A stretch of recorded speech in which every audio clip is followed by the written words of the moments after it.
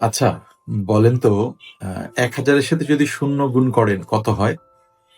১,০০,০০০ এর সাথে ০ গুণ করলে ১,০০,০০,০০০, ১০,০০,০০,০০০ অথবা তার চেয়ে বেশি সংখ্যার সাথে যদি আপনি ০ গুণ করেন, তাহলে কিন্তু রেজাল্ট হবে ০ই। এটা দিয়ে আমি কি বুঝাতে চাইলাম?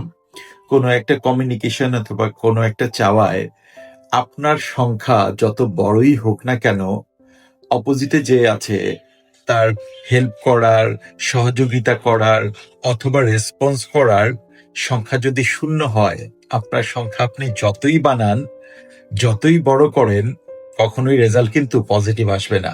কারণ অপোজিটের সংখ্যাটুকু যদি ০ হয়ে থাকে, তাহলে রেজাল্ট কিন্তু সবসময় ০ই হবে। তাই আমি বলতে চাই যে একটা সংখ্যাকে বড় করার জন্য এক পক্ষর সংখ্যা বড় করে লাভ নেই। উভয় পক্ষের সংখ্যাটুকু যখন বড় হবে, তখনই কিন্তু গুণের রেজাল্টটুকু অনেক বড় হবে।